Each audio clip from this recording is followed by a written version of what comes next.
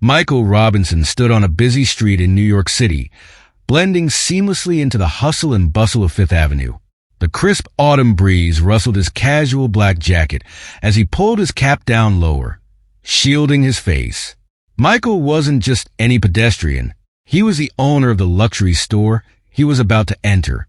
Today, he was there as an anonymous shopper, observing how his staff treated customers without the weight of his name and status. As Michael pushed open the sleek glass doors, a soft chime announced his entry. Inside, the world was polished, elegant. Marble floors, plush velvet seating, luxurious jewelry, and fashion on display. Everything about this place had Michael's fingerprints on it.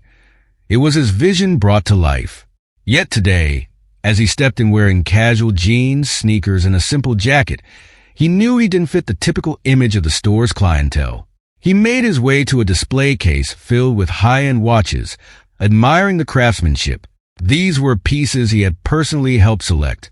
As he examined a sleek silver watch, he noticed the store's franchise owner, Robert Blake, out of the corner of his eye. Robert, in his mid-50s, wore an expensive suit, his demeanor professional and polite as he spoke with a well-dressed woman. When Robert noticed Michael, his expression changed. The polite smile vanished, replaced by a hint of annoyance. Michael pretended not to notice, keeping his focus on the watch. He picked up the timepiece, feeling the weight of the finely crafted silver in his hand. This was a limited edition model, one that Michael had taken a personal interest in during its selection. He could feel Robert's eyes on him, scrutinizing him from afar, likely assessing whether he belonged in this space. Michael glanced up, catching Robert's disapproving gaze.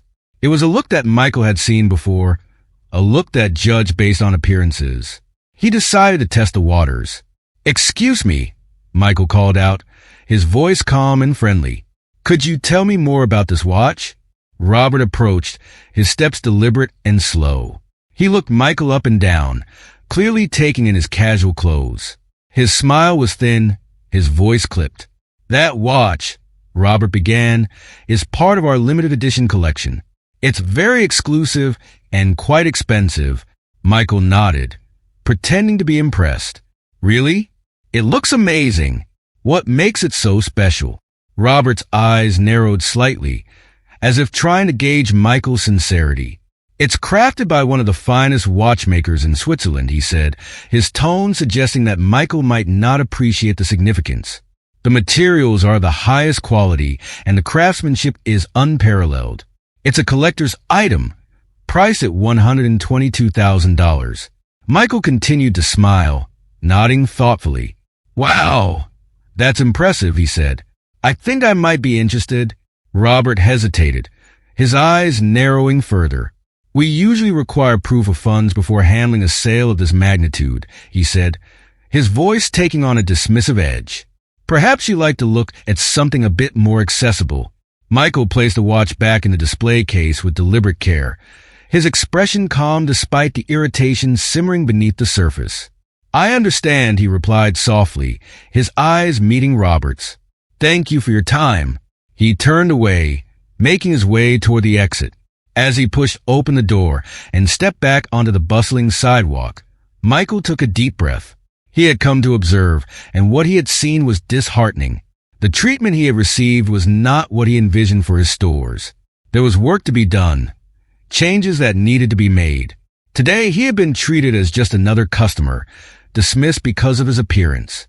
Tomorrow, he would return, but not as Michael Robinson, the customer. He would return as Michael Robinson, the owner.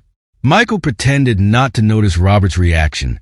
Instead, he focused on the watch in his hand, a limited edition piece with an elegant leather strap. "Excuse me," Michael said, keeping his tone light. "Could you tell me more about this watch?" Robert approached slowly, his eyes giving Michael a once-over, as if assessing whether he was worth his time. His tone was clipped, almost dismissive. "That's one of our limited edition models," Robert said. "Very exclusive. Perhaps something else would be more suitable for you." Michael held his ground, his smile unwavering. "What makes this one so special?" he asked. Robert sighed, clearly annoyed. It's crafted by one of the finest watchmakers in Switzerland, he explained. The materials are top quality and it's a collector's item, priced at $122,000. Michael nodded thoughtfully, still holding the watch. Sounds impressive. What if I want to buy it? Robert's eyes narrowed, a hint of disdain in his voice. We need proof of payment first. We don't just let anyone handle our best pieces. Michael placed the watch back gently. So, it's store policy to question a customer's ability to pay before making a sale? Robert's tone grew defensive. It's about maintaining our brand's integrity. We can't let just anyone walk in here and handle our merchandise. Michael kept his composure, but his patience was wearing thin. I understand, he said quietly, before turning and leaving the store. As he stepped back onto the bustling street, anger simmered beneath his calm exterior. He had witnessed enough. The next morning, Michael stood outside the store once again, the crisp autumn air biting against his skin. He adjusted his jacket, his eyes set on the store's entrance. Today would be different. He wasn't here as Michael Robinson, the customer. He was Michael Robinson, the owner. And it was time to address what he had witnessed. Michael entered the store, the soft chime of the doorbell marking his arrival. The store was relatively empty, with only a handful of customers browsing. He immediately spotted Robert at the back, speaking with another sales associate. Michael strode purposely towards him, his expression calm but determined. Robert glanced up, his eyes widening as he recognized Michael. He seemed taken aback, but quickly recovered, his usual demeanor slipping into place. Back again? Robert said, his tone laced with condescension. Is there something else I can help you with? Michael smiled, but there was no warmth behind it. Actually, there is, he replied, his voice steady. I'd like to speak with you privately. Robert hesitated, his eyes narrowing slightly. Privately? About what? Michael's smile widened, though his eyes remained cold. About your conduct yesterday and the way you treat customers. Let's go to your office. Robert's expression faltered. He looked around, as if hoping for some form of support, but there was none. He nodded stiffly, gesturing for Michael to follow him. They walked through the store, past curious glances from staff and customers alike, and into Robert's small, well-decorated office. Once inside, Robert closed the door, turning to face Michael. His posture was defensive, his arms crossed over his chest. Listen, if this is about the watch. Michael raised a hand, cutting him off. It's not just about the watch, Robert, he said, his voice calm but firm. It's about the way you judge me based on my appearance, the assumptions you made without even giving me a chance. Robert blinked, clearly caught off guard. I didn't know who you were, he stammered. If I had known. That's precisely the problem, Michael interjected, his voice rising slightly. You shouldn't have to know who someone is to treat them with respect. Every customer who walks through those doors deserves the same level of service, regardless of how they look or what they're wearing. Robert's face reddened, and he shifted uncomfortably. I was just trying to protect the brand's image, he muttered. We have a certain standard to maintain. Michael took a deep breath, his eyes never leaving Robert's. And you think that standard is upheld by turning people away? By making them feel like they don't belong? That's not how I built this brand, Robert. This store is supposed to be a place where luxury meets comfort, where everyone feels welcome. Robert looked down, his arms slowly uncrossing. I didn't mean any harm, he said, his voice softer now. I thought I was doing what was best for the store. Michael shook his head. What's best for the store is treating every customer with respect. You may think you were protecting the brand, but in reality, you were damaging it. Word gets around, Robert. People talk about their experiences, good or bad. And yesterday, you gave me an experience that I wouldn't wish on anyone. Robert swallowed hard, finally looking Michael in the eyes. I understand, he said. I'll do better. Michael nodded. I hope so, because if this happens again, there won't be a conversation. There will just be consequences. Do you understand? Robert nodded quickly, his expression earnest. Yes, Mr. Robinson. I understand. Michael held his gaze for a moment longer before finally turning away. He opened the office door and stepped out, Robert following close behind. As they re-entered the store, Michael could feel the eyes of the staff on him, their curiosity palpable. Michael paused, turning back to Robert. "And one more thing," he said, his voice carrying across the store. "I want you to call a meeting with all the staff. I think it's time everyone hears what this brand truly stands for." Robert nodded again, his face pale. "Of course, Mr. Robinson. I'll arrange it right away." Michael gave him one final nod before walking towards the exit. As he stepped back out onto the street, he took a deep breath, the cool air filling his lungs. He had done what needed to be done, and while there was still much work ahead, he felt a sense of resolution. Today had been about more than just addressing Robert's behavior. It had been about setting a standard, about reminding everyone, staff and customers alike, what the store, what his brand, truly stood for. And as he walked away, Michael knew that this was just the beginning of the changes he would make. He was determined to ensure that every person who walked through the doors of his store felt valued and respected, no matter who they were. The next day, Michael returned to the store, dressed in the same casual attire. He wanted to see if Robert's behavior was an isolated incident or part of a larger pattern. Once inside, Michael noticed Robert speaking with Sarah, the assistant manager, his tone condescending. Michael approached a display of diamond necklaces and selected a piece to examine. A young sales associate stepped over to assist him, her eyes nervously glancing at Robert. Before she could say much, Robert intervened, his annoyance clear. "I don't think that's necessary," Robert said, directing his comment more to the associate than Michael. "We have other items more suitable for you." Michael looked Robert in the eyes. "I'm interested in this one," he said calmly. "I'd like to see how it looks." Robert's irritation was evident. "Our policy is to reserve pieces like this for serious buyers," he said, his voice dripping with condescension. Michael's patience snapped. "And what makes you think I'm not serious? You assume based on how I look." Robert crossed his arms, sneering. "I know who can afford what. It's my job to protect the store's brand and image." Michael took a deep breath, controlling his anger. "You shouldn't judge people based on appearance. That's not how you build loyalty or respect." Robert shrugged, clearly unrepentant. "Our customers expect exclusivity. It's about the experience, and frankly, we don't want just anyone in here." Michael's gaze remained fixed on Robert, his expression steady. "And you think exclusivity means turning away people who don't fit your narrow definition of a customer? That's not what I built this company for." He placed the necklace back gently, taking a moment to collect himself. Sarah, who had been silently observing the exchange, stepped forward, her face a mix of embarrassment and concern. "Is there anything I can help with?" she asked, her voice trembling slightly. Michael turned to her and gave a small, reassuring smile. "No, thank you, Sarah. I think I've seen enough." He turned his attention back to Robert, his voice now colder.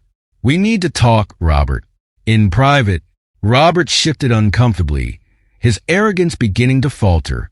"Sure," he replied, trying to regain his composure. He gestured towards the back of the store, leading Michael to a small office.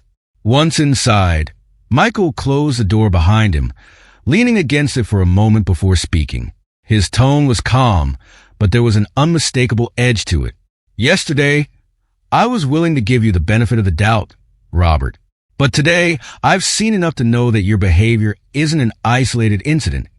It's a pattern." Robert opened his mouth to protest, but Michael raised a hand, silencing him. "You have no idea who you're talking to, do you?" Michael asked, his voice quiet but carrying an intensity that made Robert pause. Robert frowned, confusion flickering across his face. "Look, I was just trying to maintain the standards of the store," he stammered. Michael straightened, stepping closer. "The standards of the store?" he echoed.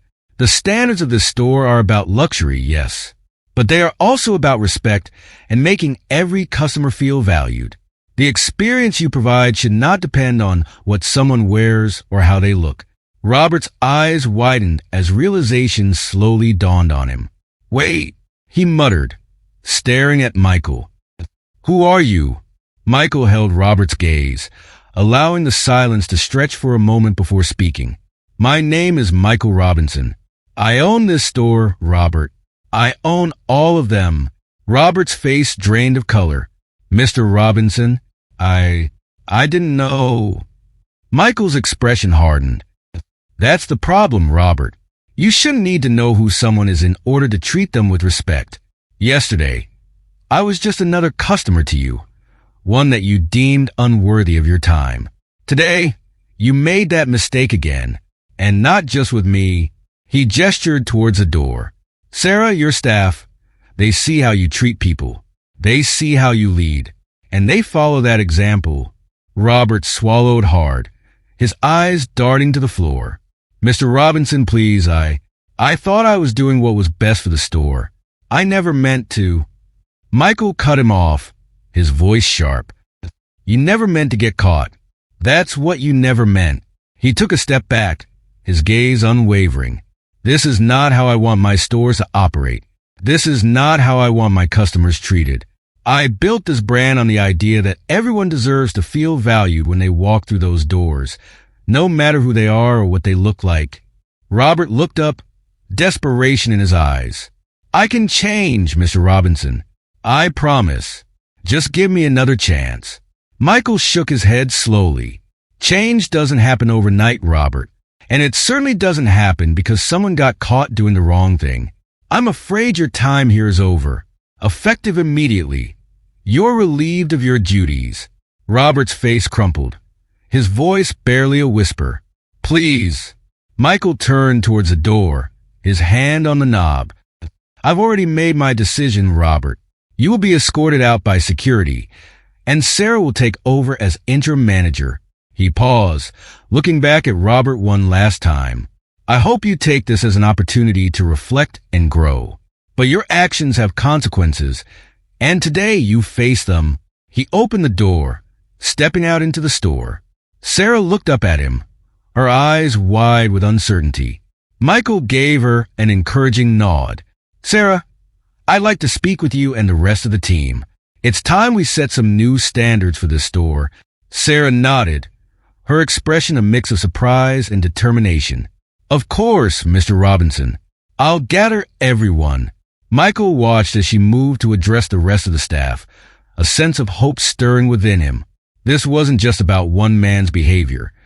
It was about changing the culture, ensuring that everyone who walked into a store, no matter who they were, was treated with the respect they deserved. As the staff began to gather, Michael felt a renewed sense of purpose. He had built this company from the ground up, and he would not allow prejudice or arrogance to tarnish what it stood for. Today was the beginning of a new chapter, one where respect, integrity, and inclusivity were at the forefront of everything they did. The following day, Michael took action.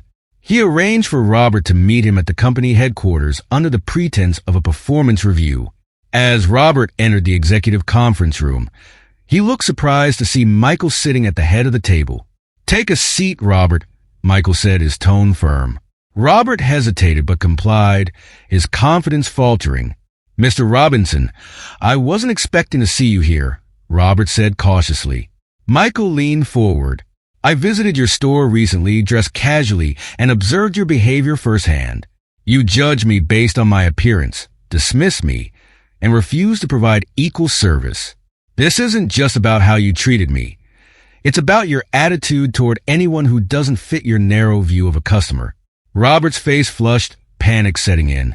"Mr. Robinson, if I had known it was you..." Michael cut him off. "That's precisely the problem. You shouldn't have to know who someone is to treat them with basic decency. This company stands for inclusivity and respect. You failed to uphold those values, and effective immediately, your franchise agreement is terminated." Robert's face turned pale. "You can't do this. I've been with this company for years." Michael remained resolute. "I can, and I will. Security will escort you out." Robert stood, his anger apparent, but Michael didn't waver. Robert's demeanor shifted from shock to desperation. Please, Mr. Robinson, he implored, his voice breaking slightly. I've dedicated so much of my career to this company. I can change. I will change. Just give me a chance. Michael shook his head, his expression unyielding. This is not a matter of second chances, Robert. It's about the values of this company and the example you set. Your actions reflect poorly on the brand, and I cannot allow that to continue. Robert sank back into his chair, his face pale and his eyes wide. Please, he whispered. I didn't mean any harm. I thought I was protecting the brand. Michael's gaze hardened. Protecting the brand? By turning away customers based on your personal biases? That's not protection. That's discrimination. And it's unacceptable. He paused, letting his words sink in. We built this brand on the principles of respect, inclusivity, and quality service. You failed to uphold all three. Robert swallowed, his face a mix of fear and regret. I've given my best to this company, Mr. Robinson, he said, his voice trembling. I made a mistake, but I can learn from it. I can be better. Michael sighed, a flicker of pity crossing his face.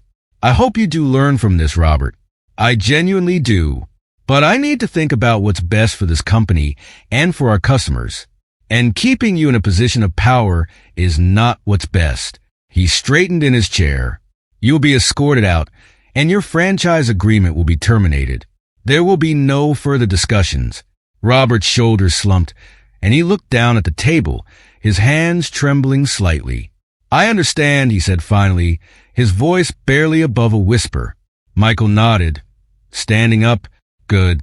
I hope you take this opportunity to reflect on your actions and how they affect others.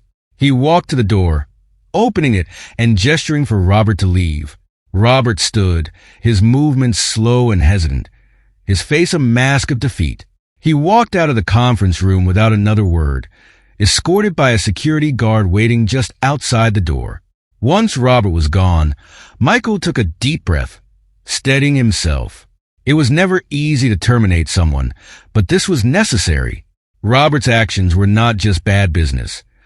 They were fundamentally at odds with the core values Michael had worked so hard to instill in his company. Michael returned to the conference room table and picked up his phone, dialing his assistant Lisa. Lisa, please make sure Sarah is aware that she's now acting as the interim manager for the store, Michael said. Also, arrange a meeting with the store staff. I want to address them personally. Lisa's voice came through the line, calm and efficient. Of course, Mr. Robinson. I'll get everything arranged right away. Michael hung up, staring out of the large window that overlooked the city. He had built his company from the ground up, and he had always taken pride in the values it represented. Respect, inclusivity, quality. These were not just buzzwords for marketing. They were the foundation upon which everything else was built. Later that day, Michael arrived at the store, ready to meet with the staff. As he walked in, the atmosphere felt different, tense, uncertain. The employees had heard about Robert's termination, and there was a mix of anxiety and curiosity in their eyes as they gathered in the meeting area. Sarah stood near the front, her face a combination of determination and nervousness. She offered Michael a nod as he approached, and he returned the gesture with a reassuring smile. Thank you all for coming, Michael began, his voice carrying across the room. I know the past few days have been challenging, and there have been some significant changes. I wanted to speak with you directly to address those changes and to make sure we are all on the same page moving forward. The staff members exchanged glances, their attention focused on Michael. He continued, Robert's departure was not something I took lightly. It was a necessary decision to ensure that the store and our entire company remains true to the values we stand for. Respect, inclusivity, quality service. These are the principles upon which this brand was built, and they are non-negotiable. He paused, letting his words sink in. Every customer who walks through those doors deserves to be treated with dignity, regardless of how they look or what they wear. It is our job to make sure that everyone feels welcome here. That is what sets us apart. That is what makes us the best. Michael glanced at Sarah, then back at the staff. Sarah will be stepping in as interim manager, and I have full confidence in her ability to lead this store. She understands what this brand stands for, and I know she will help us move forward in the right direction. Sarah stepped forward, her voice steady as she addressed the team. I know this is a big change, and I want you all to know that my door is always open. We're in this together, and I'm committed to making this store a place where we all feel proud to work, and where every customer feels valued. Michael nodded, pleased with Sarah's words. We will also be implementing new training programs focused on customer service and inclusivity. This is not about pointing fingers or placing blame. It's about growing together and ensuring that we all uphold the values that define our brand. A young sales associate raised her hand. Mr. Robinson, will we have support during this transition? It's been a lot to take in. Michael smiled, his expression softening. Absolutely. I will be here to support you, and so will Sarah. You're not alone in this. Change can be difficult, but it's also an opportunity for growth. I believe in this team, and I know we can make this store the best it's ever been. As the meeting concluded, Michael felt a renewed sense of determination. There was work to be done, but he had confidence in Sarah and in the rest of the team. This was more than just a store. It was a community, a place where people came to feel special, to experience luxury without judgment. Michael watched as the staff began to disperse, many of them speaking quietly with Sarah. He knew there would be challenges ahead, but he was ready to face them. With the right leadership and a commitment to their core values, the store and the entire brand would not only survive but thrive. Today was a turning point, and Michael was determined to make sure it was the start of something better for everyone involved. After Robert's departure, Michael knew that changes needed to be made to ensure the store reflected the brand's true values. He reached out to Sarah, the assistant manager, and offered her the position of interim manager. Sarah was initially taken aback by the offer, but as she processed it, she felt a sense of pride and determination. This was her opportunity to make a difference, and she was not going to let it slip by. Grateful for Michael's trust, she agreed to lead the store under his guidance. Michael arranged a meeting with the entire staff, knowing that transparency was key during this time of change. He wanted them to understand that their jobs were secure and that this transition was an opportunity for growth. The employees gathered in the store's meeting area, their faces reflecting a mixture of curiosity and uncertainty. Michael began the meeting with a reassuring tone. I know that recent events have brought about some unexpected changes, and I want to assure all of you that your positions here are secure, he said, making eye contact with several members of the team. This is a new beginning for all of us, and I need your support to help move the store forward. Our focus will be on respect, inclusivity, and making sure that every customer who walks through these doors feels valued. Michael introduced Sarah as the new interim manager, emphasizing her dedication and understanding of the brand's core values. He praised her professionalism and the way she had handled challenging situations in the past. The staff greeted Sarah's promotion with applause, many of them visibly relieved that someone they respected would be taking on the leadership role. Sarah took a deep breath as she stepped forward. Thank you, Mr. Robinson, she said, her voice steady. I know this is a big transition, but I want you all to know that I am committed to creating an environment where we all feel proud to work and where every customer feels welcomed and appreciated. We're in this together, and I promise to lead with fairness and respect. The atmosphere in the room seemed to lighten as Sarah spoke, her words resonating with the staff. Michael could see a renewed sense of optimism beginning to spread through the team. He knew that Sarah had the potential to create the kind of positive culture that the store desperately needed. With Sarah at the helm, Michael also laid out plans for additional training focused on customer service and inclusivity. He emphasized that this was not about placing blame, but about growing together. We all have something to learn, Michael said, his tone encouraging. Our goal is to ensure that every person who steps into the store feels like they belong, regardless of who they are or what they look like. That's what makes us different. That's what makes us better. Over the next few weeks, the changes in the store were palpable. Under Sarah's leadership, the toxic atmosphere that had lingered during Robert's time began to dissipate. Sarah worked closely with each team member, taking the time to understand their strengths and listening to their concerns. She fostered an environment of open communication, where staff members felt comfortable voicing their ideas and suggestions. The store's customer service also saw significant improvements. Staff members greeted customers warmly, offering assistance without hesitation or judgment. The rigid, exclusive vibe that had previously pervaded the store was replaced by one of genuine hospitality. Customers began to notice the difference, with many leaving positive feedback about the welcoming atmosphere. Michael made regular visits to the store to observe the changes firsthand. Each time he walked through the doors, he was impressed by what he saw. The staff seemed more engaged, more enthusiastic about their work. They were no longer just employees following orders.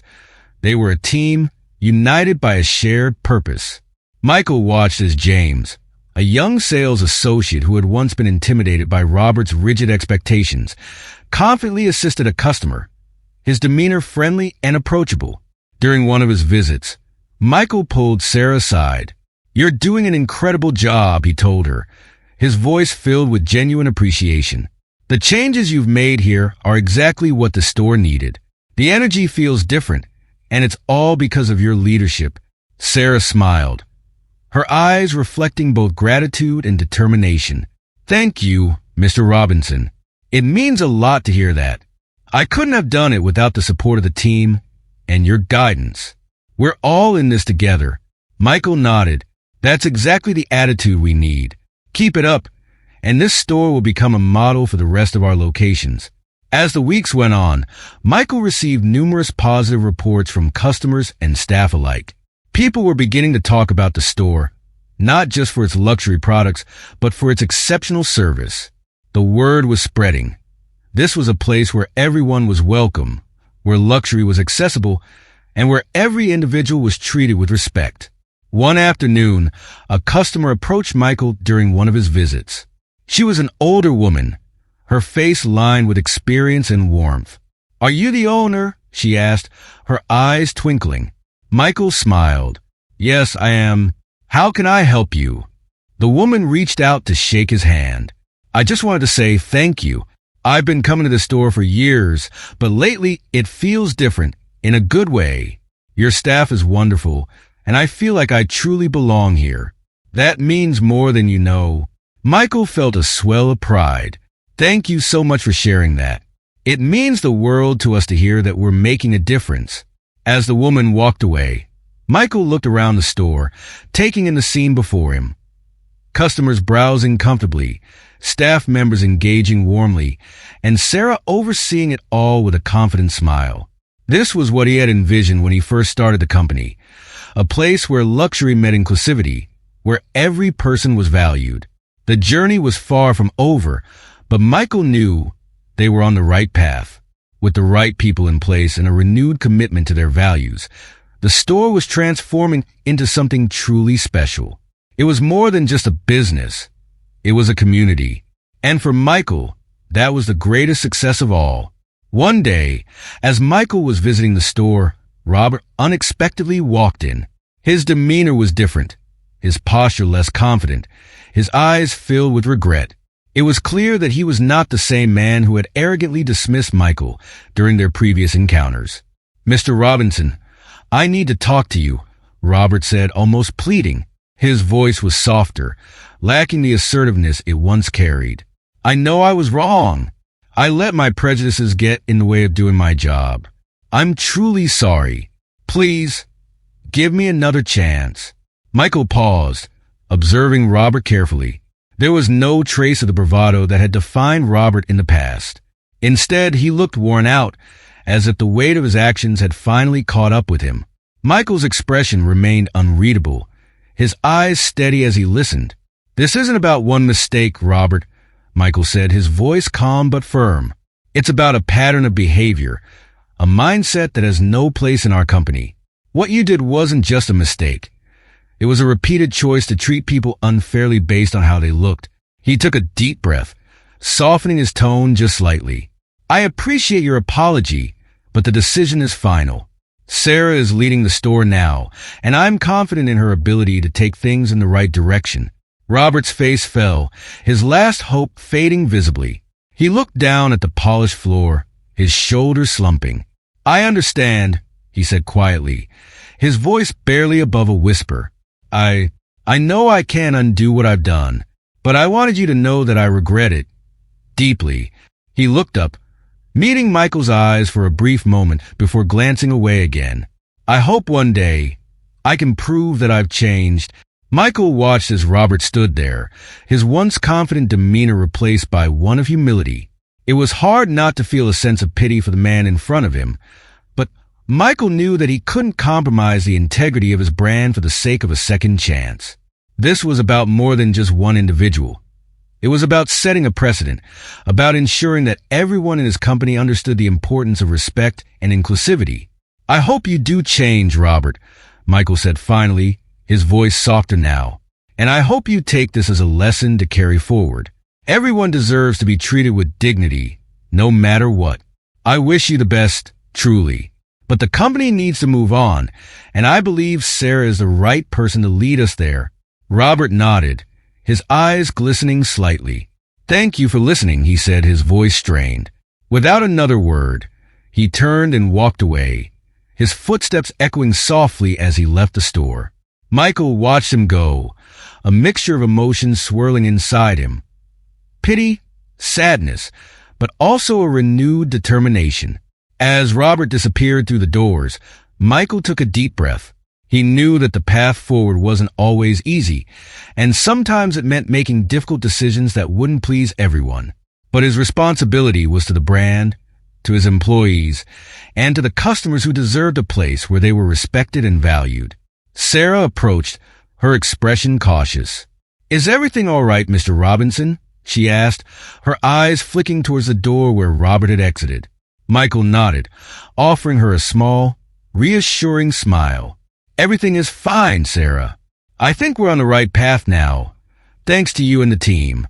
Let's keep focusing on what matters, making sure everyone who walks through these doors feels welcome." Sarah smiled, her expression relaxing. "Absolutely, Mr. Robinson. We're all committed to that." Michael watched her return to her duties, feeling a sense of pride in how far they had come. The encounter with Robert had been unexpected, but it served as a reminder of why these changes were so necessary. There was still much work to be done, but Michael knew they were moving in the right direction, one step at a time. Under Sarah's leadership, the store continued to thrive. Staff members were more motivated. Customers felt valued, and the toxic atmosphere Robert had created was replaced by one of positivity and inclusivity. Michael knew the changes wouldn't solve every issue overnight, but they were a solid start.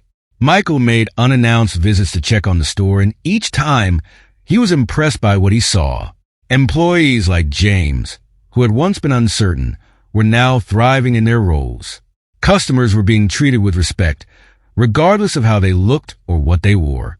The changes were having a tangible impact, and Michael felt a sense of pride in what they had accomplished.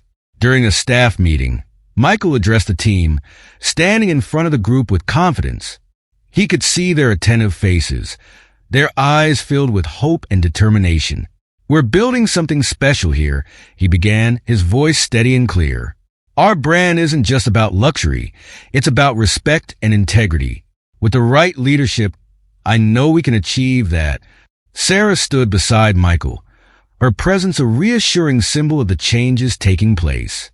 She had become a true leader, and the staff respected her for the empathy and firmness she had brought to the role. She had earned their trust, and it was evident in the way they looked to her for guidance.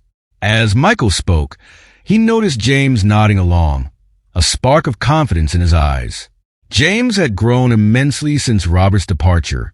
He was no longer the nervous associate who hesitated before approaching a customer.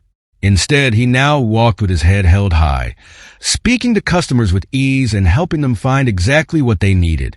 It was people like James who embodied the transformation happening within the store.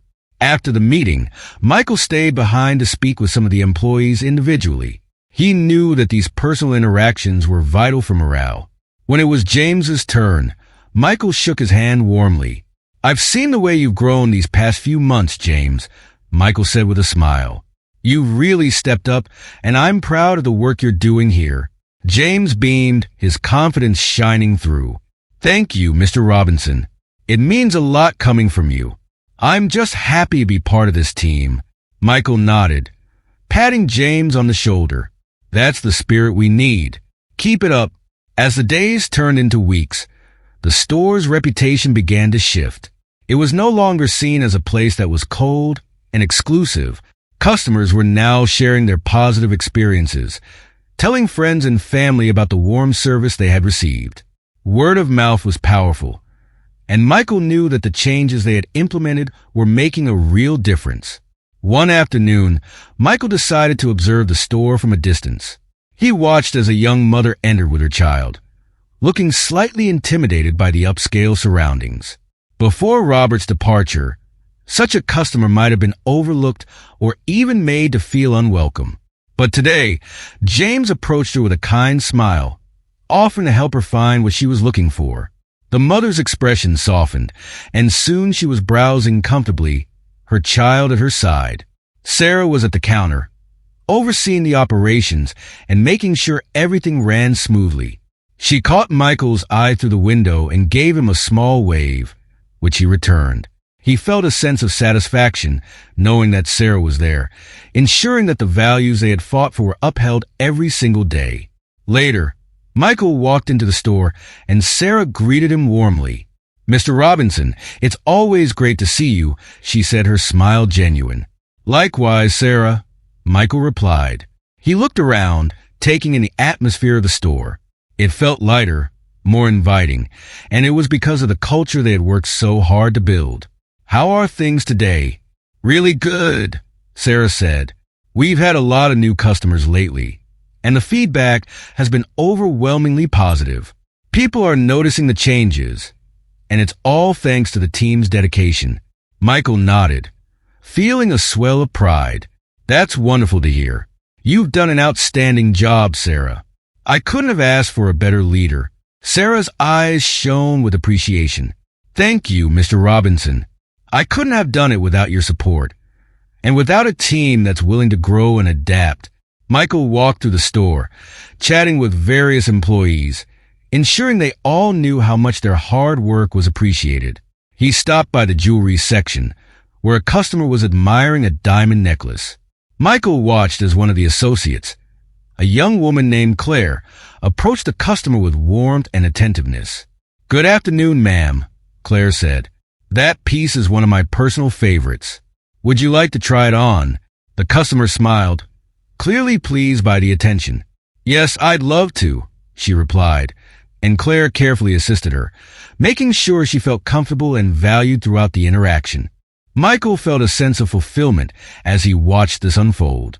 This was what he had always wanted for his store, a place where luxury wasn't just about the price tag, but about the experience. A place where everyone, regardless of their background, was treated with kindness and respect. As the day drew to a close, Michael gathered the staff once more. "I want to thank each and every one of you for your hard work," he said, his voice filled with sincerity. "We've come a long way, and it's because of your dedication that this store is thriving. We're not just selling products here. We're creating experiences, building relationships, and making people feel valued. That's what sets us apart." The staff applauded, their smiles genuine. There was a sense of unity among them, a shared purpose that had grown stronger with each passing day. Michael looked around, his heart swelling with pride. He knew there was still work to be done, challenges to overcome, but they were on the right path. Under Sarah's leadership and with the commitment of every team member, the store had transformed. It was now a place where customers felt welcomed, where luxury was accessible, and where respect was at the core of every interaction. Michael knew that this was only the beginning, and with the right people by his side, the future looked brighter than ever. Michael looked out over the bustling streets of New York City from his office, a sense of accomplishment washing over him. The confrontation with Robert had been necessary, and while firing him hadn't been easy, it was the right decision. True luxury, Michael knew, wasn't about exclusion. It was about making everyone who walked through his store's doors feel valued and respected. He reflected on how far they had come since that fateful day. The toxic culture that had once permeated the store was now a distant memory, replaced by one of inclusion and warmth. Sarah had taken on her role with grace and determination, and under her leadership, the store had not only survived, it had thrived. Employees like James had blossomed, becoming more confident and capable, while customers were leaving with smiles, knowing they had been treated with genuine care. Michael knew the changes were not just superficial. They had redefined what his brand stood for. The store was no longer just about high-end products. It was about the experience, the relationships, and the memories created within those walls. Customers from all walks of life were coming in, feeling welcomed and comfortable. It was exactly what Michael had envisioned when he first started this journey. Sarah and the team were proof that change was possible when led with compassion and integrity. The positive atmosphere at the store was a testament to the importance of leadership that valued people above all else. It wasn't always easy to challenge the status quo, but it was always worth it. Michael could see it in the way his employees interacted with one another, in the way they greeted every customer with a genuine smile, and in the feedback they received from those who visited the store. Michael turned away from the window, a smile on his face. There was still work to be done. There always would be, but he felt confident in the path they were on. With Sarah at the helm and a dedicated team by her side, the store was in good hands. They were building something that went beyond the material, something meaningful and impactful. He knew that true success was not measured in profit margins or sales figures. It was measured in the smiles of satisfied customers, the growth of his employees, and the positive impact they had on their community. Michael felt a sense of fulfillment that no amount of wealth could bring. Remember to like this video, share your thoughts in the comments, and subscribe to Life Story 999 for more inspiring stories. Today's story reminds us that everyone deserves respect, and the true measure of success is not in wealth but in how we treat others. Let's continue to learn, grow, and create a world where respect and kindness are the norm.